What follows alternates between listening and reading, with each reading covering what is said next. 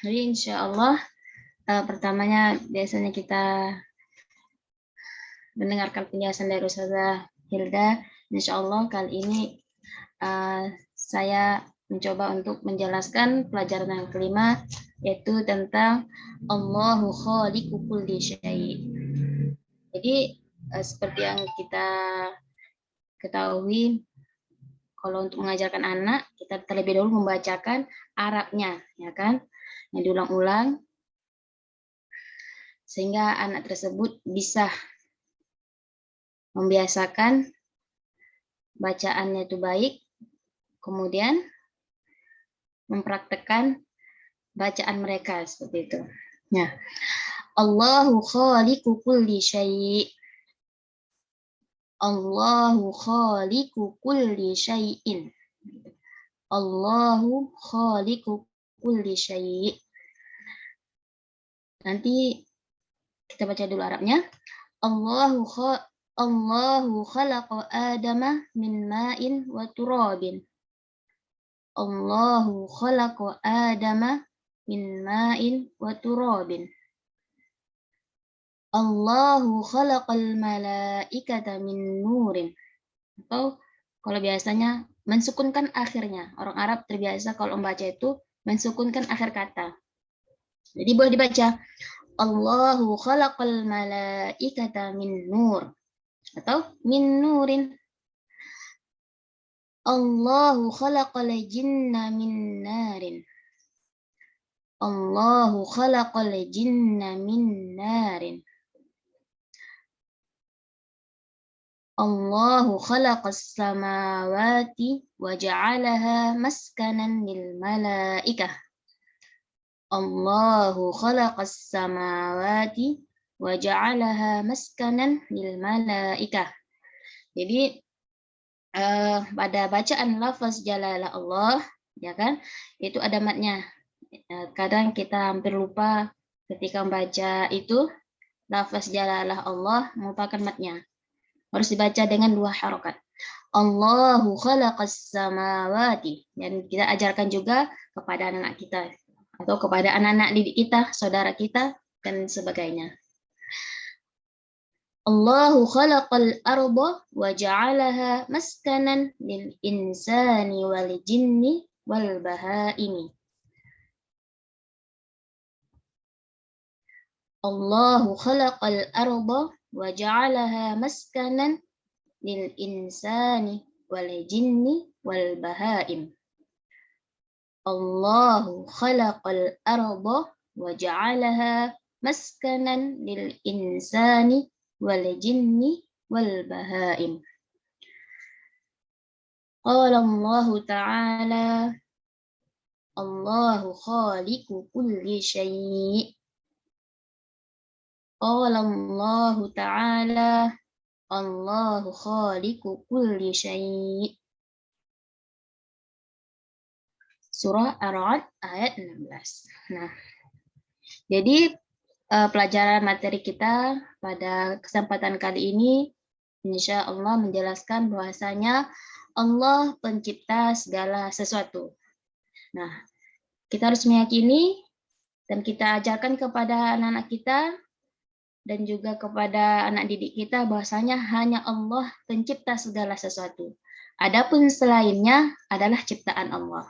Jadi Islam itu membagi hanya 2, yaitu Allah sebagai pencipta, dan Allah adalah pencipta segala sesuatu, dan selainnya adalah ciptaannya. Nah, segala yang Allah ciptakan, Allah tidak butuh dengan apa yang Ia ciptakan, melainkan segala sesuatu yang Allah ciptakan butuh kepada Allah yang menciptakannya. Gitu. Allah menciptakan langit, Allah tidak butuh kepada langit. Allah menciptakan bumi, Allah tidak butuh kepada bumi. Allah menciptakan ayah, Allah tidak butuh kepada ayah. Gitu. Allah menciptakan manusia, Allah tidak butuh kepada manusia. Allah menciptakan malaikat, Allah tidak butuh kepada malaikat. Dan Allah Subhanahu wa taala Maha Pencipta tidak serupa dengan apa yang Ia ciptakan. Nah, Nanti akan menjelaskan bab selanjutnya bahwasanya Allah Subhanahu wa taala tidak serupa dengan segala sesuatu apapun. Pada kesempatan ini kita mengetahui dan meyakini hanya Allah Subhanahu wa taala pencipta segala sesuatu. Allah menciptakan segala sesuatu. Allah menciptakan Sayyidina Adam dari air dan tanah. Nah, Allah menciptakan Sayyidina Adam dari air dan tanah. Kita ketahui bahwa Nabi Adam adalah seorang nabi, ya. Kemudian dia adalah manusia pertama yang Allah ciptakan. Individu daripada manusia yang pertama adalah Nabi Adam, dan keturunan-keturunan Nabi Adam itu adalah makhluk ciptaan Allah. Nah, yang ini Allah Subhanahu wa taala tidak butuh kepada manusia. Allah tidak butuh kepada apa yang diciptakan, dan Allah Subhanahu wa taala tidak serupa dengan apa yang Ia ciptakan. Jadi bisa dipahami ya bahwasanya Allah menciptakan manusia, Allah tidak butuh kepada manusia. Nah, kalau kita dijelaskan oleh Ustadz dan Ustazah kita bahwasanya Nabi Adam, ya, Sayyidah Hawa itu diciptakan daripada tulang rusuk beliau, ya seperti itu. Dan kemudian Allah jadikan mereka menjadi pasangan, dan terlahirlah dari beliau anak, kemudian cucu-cucu Adam, itu cucu-cucu beliau. Dan kita termasuk adalah cicit daripada Nabi Adam. Allah menciptakan para malaikat dari cahaya. Nah, Allah juga menciptakan para malaikat. Malaikat itu diciptakan dari cahaya. Allah menciptakan para malaikat. Malaikat kita wajib meyakini bahwasanya para malaikat itu ada. Nah, tapi kita meyakini para malaikat itu tidak laki-laki, tidak perempuan, tidak berjenis kelamin, ya. Kemudian para malaikat itu tidak makan, tidak minum. Mereka itu selalu taat kepada Allah Subhanahu wa taala. Tidak ada pun satu pun di antara mereka itu bermaksiat kepada Allah, tidak ada. Semuanya mengikuti, menjalankan perintah Allah dan menjalankannya, dan tidak ada satupun di antara para malaikat itu mengingkarinya. Semuanya taat kepada Allah. Dan ini para malaikat diciptakan daripada cahaya. Dan ini di antara wajib beriman, rukun iman, yaitu adalah mengimani adanya para malaikat. Nah, kita ajarkan kepada anak-anak kita bahwasanya rukun iman itu yang 6. Nah, kita jelaskan juga, bisa kita masukkan di sini gitu. Bahwasanya para malaikat diciptakan dari cahaya, dan Allah Subhanahu wa taala tidak butuh kepada malaikat. Jadi tidak boleh dikatakan para malaikat itu adalah pembantunya. Maksudnya pernah mendengar bahwasanya malaikat itu adalah pembantunya Allah, seperti itu kan? Nah, Allah tidak butuh pada malaikat. Perkataan tersebut itu salah. Karena Allah Subhanahu wa taala tidak butuh kepada apa yang diciptakan. Nah, kita katakan saja para malaikat itu adalah hamba Allah yang mulia. Bagaimana dikatakan mulia? Karena mereka tidak pernah bermaksiat kepada Allah. Mereka selalu tunduk dan selalu menjalankan perintah Allah.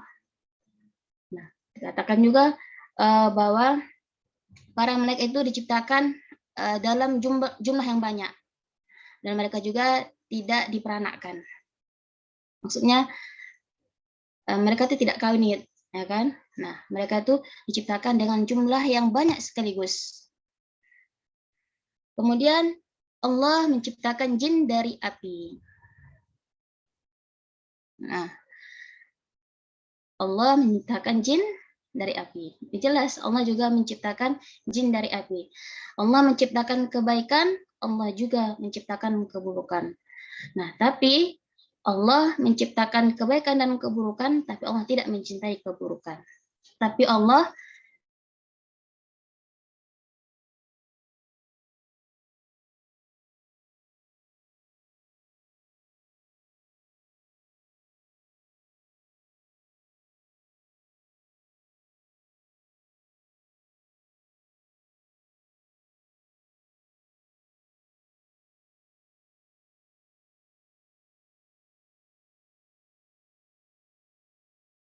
Ustazah?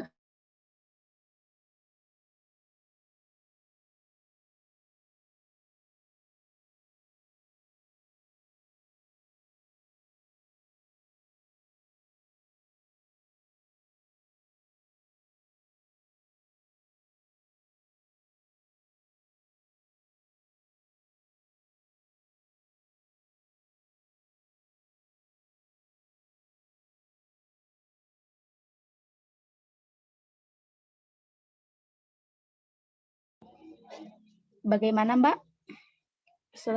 Ustazah Husnanya? Tolong dilanjutkan aja Ustazah. Mati kayaknya signalnya. Oh baik. Baik.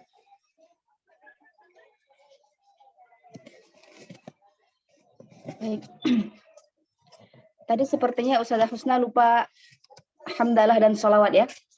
Saya sempurnakan. Bismillahirrahmanirrahim. Alhamdulillah wassalatu wassalamu ala Rasulillah. Lillahi ta'ala. Baik, tadi sudah masuk ke poin yang kedua ya. Allah menciptakan para malaikat dari cahaya. Di sini tadi Ustazah Husna menjelaskan, menekankan bahwasanya Allah yang menciptakan makhluk, maka Allah tidak butuh kepada makhluk. Nah, di antara makhluk Allah adalah manusia yang awalul basyar, manusia pertama adalah Nabi Adam yang diciptakan dari tanah dan air. Nah, yang kedua, Allah menciptakan para malaikat dari cahaya. Di sini kadang saya juga bisa menyinggung bahwasanya, jadi yang diciptakan dari cahaya itu siapa? Yaitu para malaikat. Sedangkan Allah bukanlah cahaya. Adapun dalam Al-Quran disebutkan firman Allah yang berbunyi, Bismillahirrahmanirrahim, katanya dalam Al-Quran, Allahu nurus samawati wal ard. Nah, nurus samawati wal ard tidaklah dimaknai langsung sesuai dengan katanya nur, langsung diartikan cahaya, bukan. Tapi ahli tafsir, ulama Islam mengajarkan bahwasanya makna nur di situ adalah hadi, ai hadi ahli sama. Allah adalah yang memberi petunjuk kepada penduduk langit. Seperti itu. Jadi yang diciptakan dari cahaya adalah malaikat, sedangkan Allah bukanlah cahaya. Allah tidak butuh kepada malaikat. Dan Allah bukanlah cahaya. Nah, mungkin nanti Ustazah Husna yang kedua aja ya. Kalau udah bisa, saya lanjutkan. Yang ketiga, Allah menciptakan jin dari api. Nah, makhluk Allah yang lainnya adalah jin. Di antaranya adalah jin. Nah, jin diciptakan dari api. Nah, di sini saya jelaskan jin, ada yang jin kafir, ada yang jin muslim. Nah, yang suka mengganggu manusia itu adalah jin kafir. Seperti itu. Nah, kemudian Allah menciptakan seluruh langit dan menjadikannya sebagai tempat tinggal para malaikat. Di sini juga sangat menarik sekali bahwasanya kita jelaskan kepada anak didik kita, langit adalah makhluk Allah yang Allah ciptakan untuk tempat tinggal para malaikat. Dalam hadis Nabi Rasulullah sallallahu alaihi wasallam bersabda, "Mas-samawatu sab'u mawdi'u arba'i asabi'a illa wa fihi malakun qa'imun aw raki'un aw sajid." Di langit, 7 lapis langit itu tidak ada ruang kosong sebesar atau seluas 4 jari, kecuali di sana ada malaikat yang sedang berdiri, sedang ruku' dan sedang sujud. Artinya mereka sedang sholat. Artinya langit dipenuhi oleh para malaikat.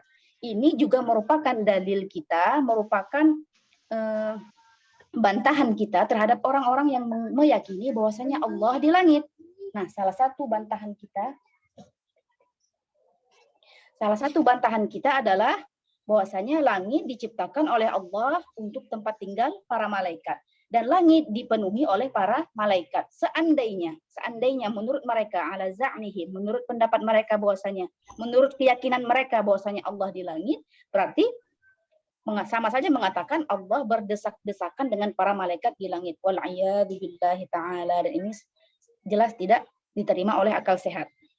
Ini merupakan salah satu bantahan. Banyak bantahan lainnya yang disebutkan oleh ulama terhadap keyakinan di luar Ahlus Sunnah. Jadi Allah yang menciptakan malaikat, Allah yang menciptakan langit, dan Allah khususkan langit sebagai tempat tinggal. Dan Allah jadikan langit sebagai tempat tinggal para malaikat. Kemudian Allah menciptakan bumi dan menjadikannya sebagai tempat tinggal manusia, jin, dan binatang. Sedangkan bumi adalah tempat tinggal manusia, jin, dan binatang. Allah Ta'ala berfirman, Allahu khaliqu kulli syai'. Allah adalah pencipta segala sesuatu. Dalam ayat lain juga disebutkan, wa khalaqa kulla syai'. Allah yang menciptakan segala sesuatu. Maknanya sama. Dulu Saudara Husna ya. Kalau ada tambahan silakan sebentar. Silakan sudah lanjut.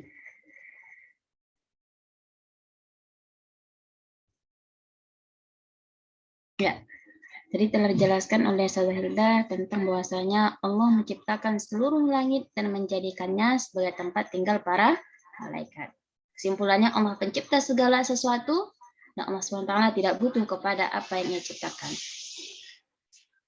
Dan Allah SWT tidak serupa dengan apa yang diciptakan. Allah menciptakan bumi dan menjadikannya sebagai tempat tinggal manusia, jin, dan binatang. Jadi Allah menciptakan bumi dan Allah juga menciptakan apa yang ada di bumi, termasuk jin, manusia, binatang, tumbuh-tumbuhan, gunung, air, langit, bumi, dan semacamnya.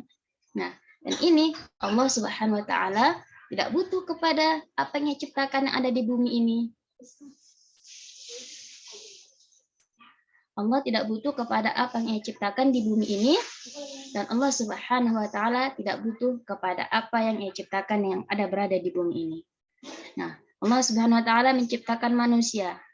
Allah Subhanahu wa Ta'ala tidak serupa dengan manusia, dan Allah Subhanahu wa Ta'ala tidak disifati dengan sifat-sifat manusia. Allah juga menciptakan jin. Nah, jelasan tadi jin itu diciptakan daripada api. Kemudian Allah SWT juga menciptakan binatang. Dan Allah SWT tidak serupa dan tidak butuh kepada apa yang diciptakan. Maha suci Allah SWT menyerupai dengan segala apapun dengan makhluknya.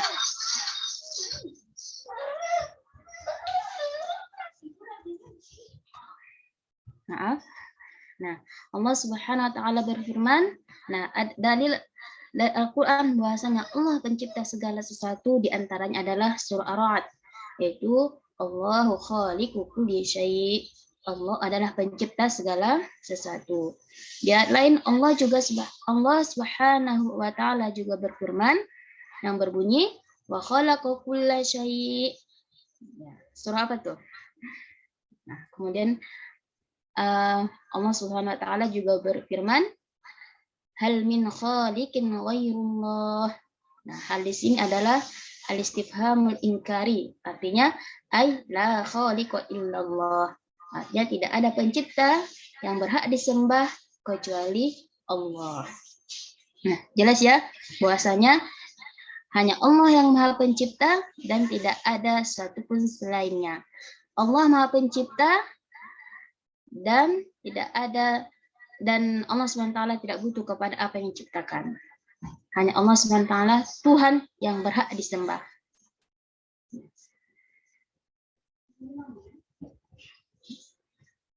Ustaz Hilda? Baik, siap. Ya. Bisa Masya Allah. Sore yang indah ya. Ditemani oleh Ustaz Husna dengan penyampaian yang Masya Allah.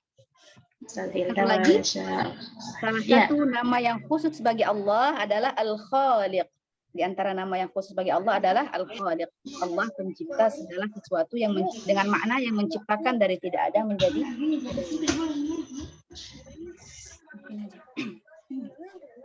Oke. Kemudian halaman berikutnya adalah pertanyaan ya. Jadi di sini mulai ada nih ngetes pemahaman dari orang yang kita ajarkan, dari anak didik yang kita ajarkan, apakah mereka bisa menangkap, bisa paham. Di next pertemuan ditanya, dari apa Allah menciptakan Sayyidina Adam? Jawabannya dari tanah dan air. Dari apa Allah menciptakan malaikat? Atau saya tanya kepada audiens ya. Dari apa Allah menciptakan malaikat? Boleh di chat? Dari cahaya. Dari apa Allah menciptakan jin? Dari api. Oke, kita lanjut ke pelajaran yang ke-6.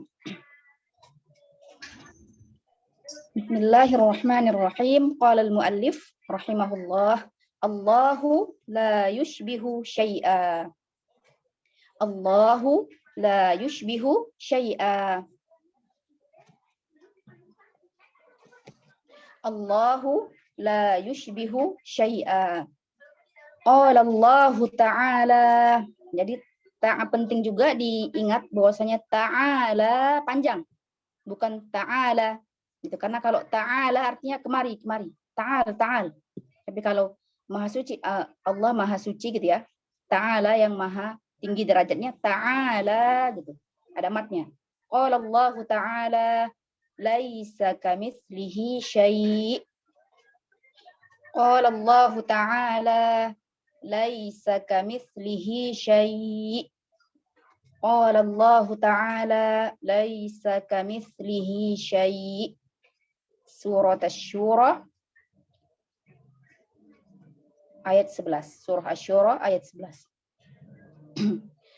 Allahu ta'ala la yushbihul malaikah. Allahu ta'ala la yushbihul malaikah. Allahu ta'ala la yushbihul malaikah. Allahu ta'ala la yushbihul bashar.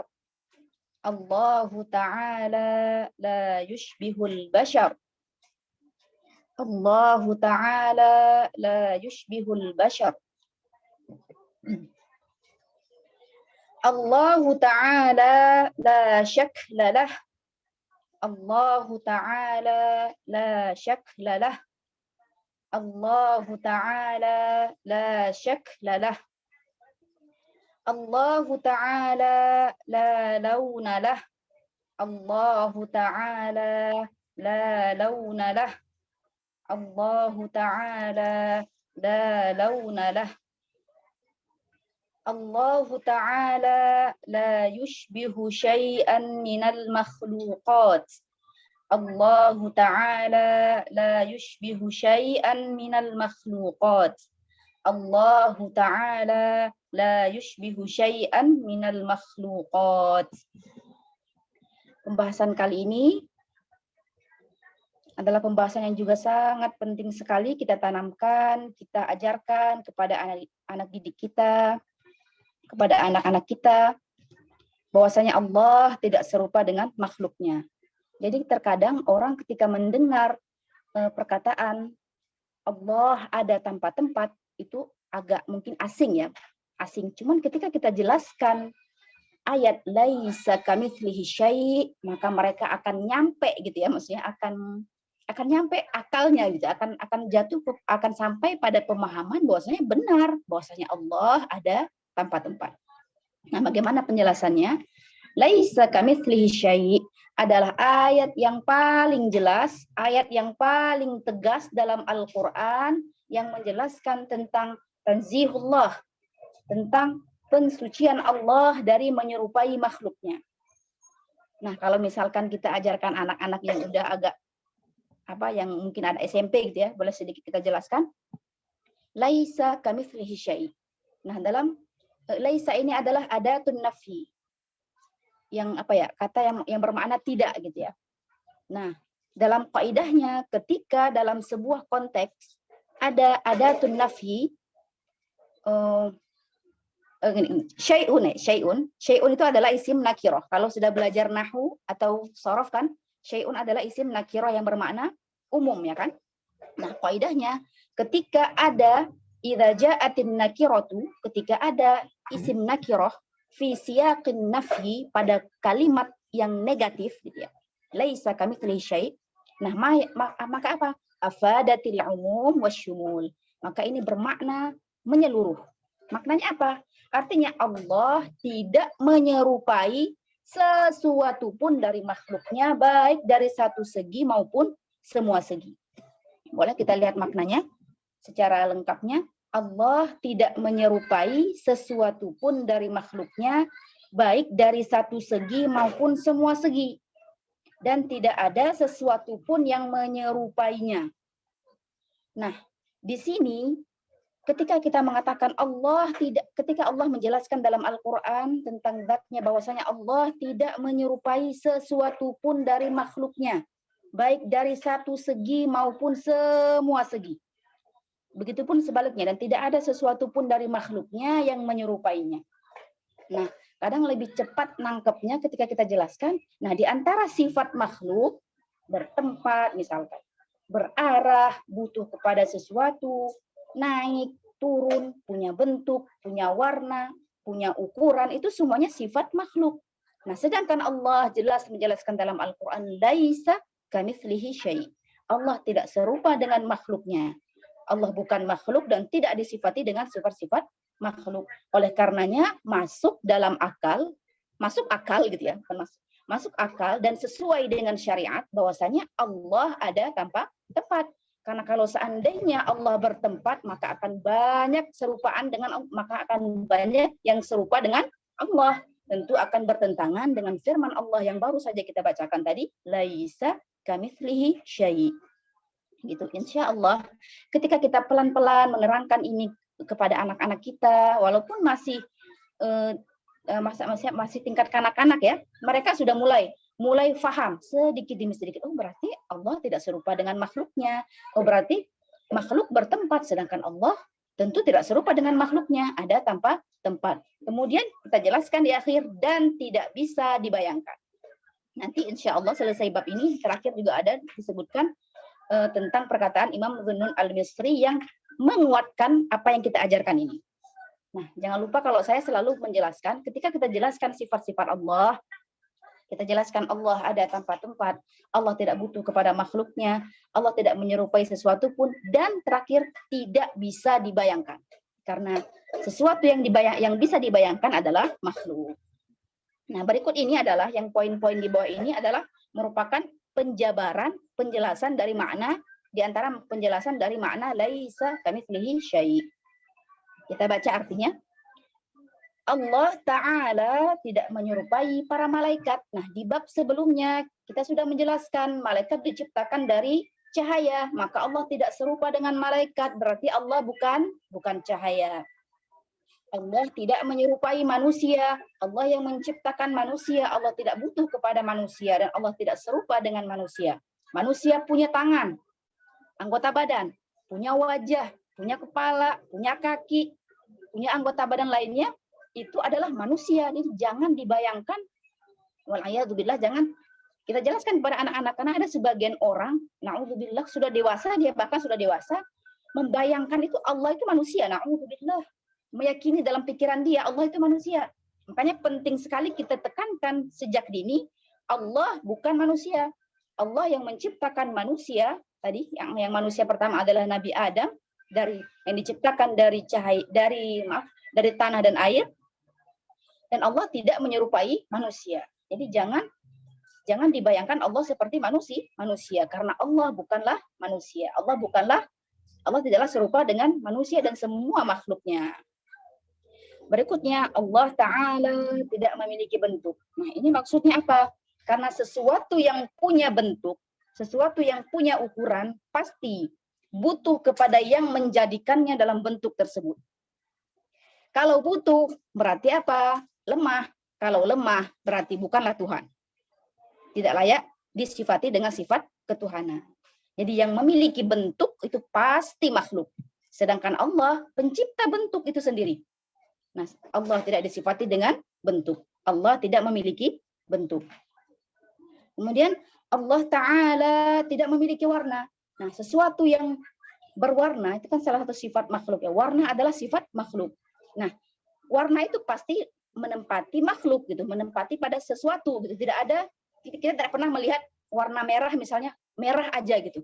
warna aja tanpa dia nempel ataupun tanpa dia melekat pada suatu benda gitu. Pasti dia, kalau misalnya kita melihat dinding merah atau baju berwarna merah gitu. Jadi warna juga merupakan sifat makhluk. Allah tidak layak disifati dengan sifat warna. Kenapa? Karena sesuatu yang berwarna itu pasti butuh kepada yang menjadikannya, yang mengkhususkannya dalam sifat tersebut. Nah, yang butuh, kembali lagi tadi, yang butuh itu lemah, dan yang lemah bukanlah Tuhan. Kayak gitu. Berikutnya terakhir, Allah Ta'ala la yushbihu syai'an minal makhluqat. Allah Ta'ala tidak menyerupai sesuatu pun dari makhluknya dan tidak bisa dibayangkan. Nah, perlu dijelaskan juga, jadi iman kita kepada Allah bukan dengan membayang-bayangkan Allah. Bukan dengan membayangkan bagaimana Allah. Na'udzubillah, bukan begitu cara beriman kepada Allah. Nah, ini penting sekali kita jelaskan kepada orang yang kita ajarkan. Bahwa beriman, dikatakan iman yang sebenarnya adalah bukan mengetahui hakikatnya Allah. Bukan membayang-bayangkan Allah. Tapi beriman kepada Allah adalah meyakini Allah ada dan Allah tidak serupa dengan makhluknya, serta tidak bisa dibayangkan. Udah stop di situ. Itulah yang dinamakan iman yang benar. Iman yang selamat. Seperti itu. Lanjut ke halaman berikutnya. Lil hifdhi ghaiban. Untuk dihafalkan. Mana yang untuk dihafalkan? Qala al-imamu Dhunnunil Misri. Qala al-imamu Dhunnunil Misri. Qala al-imamu Dhunnunil Misri. Mahma tasawwarta bibalik fallahu bi khilafi dzalik. Ini mungkin semuanya sudah pada hafal ya. Mahma tasawwarta bibalik fallahu bi khilafi dzalik. Nah, ini berikutnya bukan zikir tapi hafalan yang cukup sangat bermanfaat bagi kita untuk menguatkan ya ayat laisa kamitslihi syai'. Walaupun itu sudah jelas ya, walaupun itu sudah sangat jelas, sangat tegas dalam menjelaskan bahwasanya Allah tidak serupa dengan makhluknya. Nah, namun terkadang, ketika kita sudah menjelaskan ini, kita juga penting menjelaskan bahwasanya terkadang yang namanya setan pasti dia menginginkan kita terjerumus ke dalam maksiat. Bahkan setan berusaha menjerumuskan kita dalam kekufuran, wal'iyadzubillah. Nah, mungkin akan terlintas lintasan-lintasan dari setan yang ditiupkan ke hati manusia berupa khotir gitu kan ya. Terus dia membayang-bayangkan kita misalkan jangan-jangan Allah seperti ini gitu. Yang mengarahkan kita untuk membayang-bayangkan Allah, wal'iyadzubillah. Maka ini obatnya. Ini adalah senjata yang sangat ampuh melawan itu semua. Melawan khotir yang jahat itu. Apa? Mahma tasawwarta bibalik fallahu bi khilafi dzalik. Apapun yang terlintas dalam benakmu tentang Allah, maka Allah sama sekali tidak menyerupai itu. Tidak menyerupai sesuatu yang terlintas dalam benak kita, benak tersebut. Seperti itu. Jadi, Masya Allah, luar biasa kitab Al-Thaqafah Al-Islamiyah ini setelah menjelaskan dengan sangat jelas tentang Allah tidak serupa dengan makhluknya, kemudian ditambahkan lagi bagaimana kita semakin memperkuat keyakinan anak-anak kita, termasuk kita juga ya, memperkuat keyakinan kita sebagai yang mengajarkan, bahwasanya ketika kita sudah meyakini Allah tidak serupa dengan makhluknya, dan ketika ada lintasan-lintasan yang jahat yang mengarahkan kita untuk berpikir tentang Allah, tentang membayang-bayangkan Allah, maka inilah salah satu cara untuk menangkis hal tersebut, yaitu mahma tasawwarta bibalik fallahu bi khilafi dzalik. Insyaallah ini kalimat sangat gampang dihafalkan, sebagaimana ayat laisa kamitslihi syai' juga sangat mudah untuk dihafalkan. Apapun yang terlintas dalam benakmu tentang Allah, maka Allah tidak menyerupai itu, tidak menyerupai sesuatu yang terlintas dalam benakmu itu. Demikian. Masya Allah, dalam mendidik anak harus seperti yang sering-sering saya katakan, pelan-pelan konsisten, pelan-pelan konsisten. Insya Allah sedikit demi sedikit akan terpatri dalam jiwa anak itu keyakinan yang benar, keyakinan yang sesuai dengan yang diajarkan oleh Rasulullah Shallallahu Alaihi Wasallam. Dan mudah-mudahan juga kita selain bisa mengajarkan anak-anak kita, anak-anak kandung kita, gitu, adik-adik kita, keluarga kita juga kita bisa mengajarkan tetangga-tetangga kita dan anak-anak teman kita misalnya, sehingga semakin tersebar luas ilmu ahli sunnah wal jamaah. Demikian yang dapat saya sampaikan sore hari ini, kami sampaikan sore hari ini. Silahkan jika ada yang ingin ditanyakan.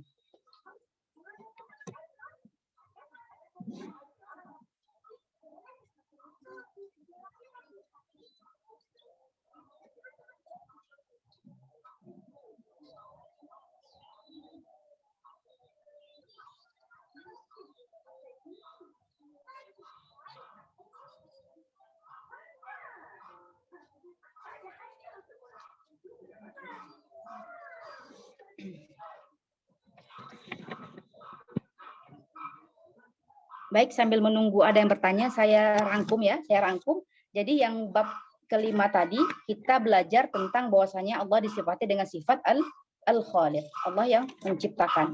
Hanya Allah yang menciptakan dari tidak ada menjadi ada. Kemudian yang terakhir ini, sifat apa? Nah, ini juga saya lupa tadi menyampaikan. Ini juga ayat laisa kamitslihi syai', apa yang kita ajarkan ini sesuai dengan sifat Allah yang 13 yang sudah mungkin mayoritas umat Islam sudah hafal ya. Walaupun mungkin belum terlalu paham maknanya. Sesuai dengan sifat Allah al-mukhalafatu lil hawadits. Allah tidak serupa dengan makhluknya. Jadi kalau minggu lalu ada yang bertanya, ketika saya mengajarkan Allah ada tempat-tempat itu tetangga kok pada komplain atau saudara-saudara pada komplain gitu. Nah, ya ada baiknya kita jelaskan dulu ayat laisa kamitslihi syai'. Kita jelaskan ini sesuai dengan sifat Allah al-mukhalafatu lil hawadits. Baru kemudian dari situ disimpulkan oleh para ulama bahwasanya Allah ada tempat-tempat. Karena kalau seandainya Allah bertempat, maka akan banyak keserupaan, akan banyak yang serupa dengan Allah. Dan itu bertentangan dengan ayat yang telah kita sebutkan tadi. Baik, kita bacakan ada pertanyaan.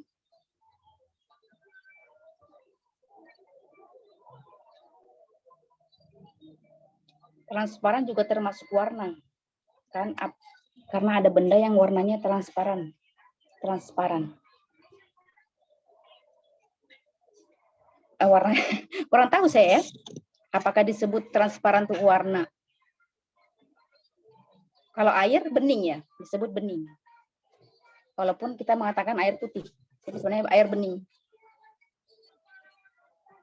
Boleh nanti di murojaah lagi apakah transparan itu disebut warna atau bukan. Kayak gitu.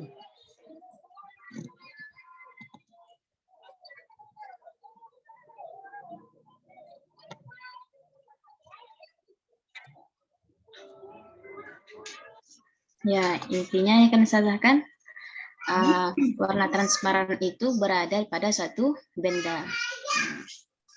Karena ya kan saja seperti yang saya sampaikan tadi.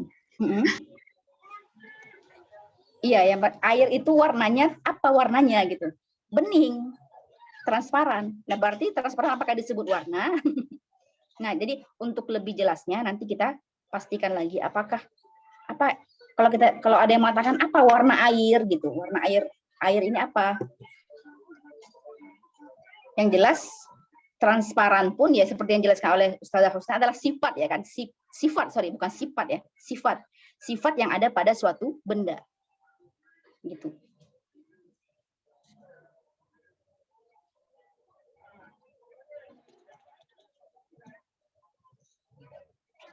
Silakan Ustazah Husna jika ingin ditambahkan. Saya sudah cukup saja. Tadi alhamdulillah tadi saya coba lupa tadi menjelaskan bahwasanya man al-khaliq itu tadi apa. Tadi kalau saya jelaskan bahwasanya al-khaliq pencipta, artinya menjadikan sesuatu dari tiada menjadi ada.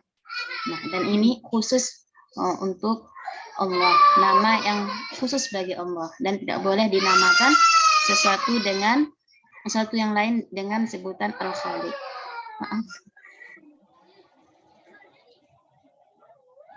Ya, barakallahu fiik.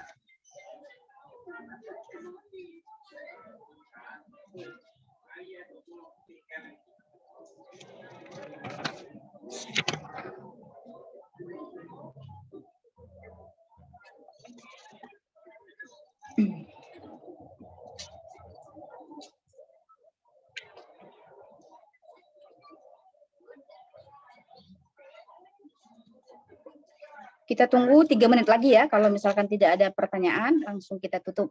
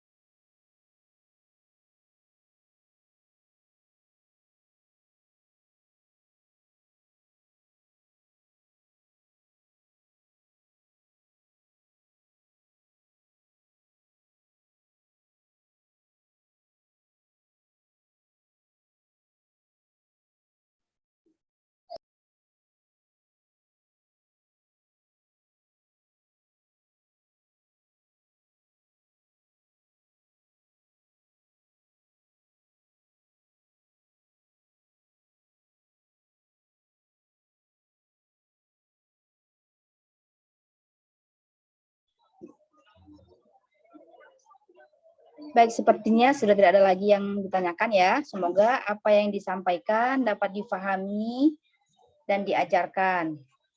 Semoga apa yang kita bahas hari ini bermanfaat bagi kita semua. Amin insyaallah. Nuhallil wa nusalli ala nabi. La ilaha illallah. La ilaha illallah. La ilaha illallah.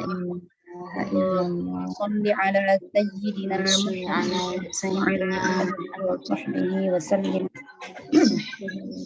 Allahumma salli ala Muhammad wa ala alihi wa sahbihi wa sallim. على سيدنا محمد وعلى آله وصحبه وسلم. رب اغفر لي وللمؤمنين والمؤمنات. رب اغفر لي وللمؤمنين والمؤمنات. رب اغفر لي وللمؤمنين والمؤمنات. الحمد لله رب العالمين. بارك الله فيكم. آمين وفيكم أستاذة. ورحمة الله. وعليكم السلام ورحمة الله.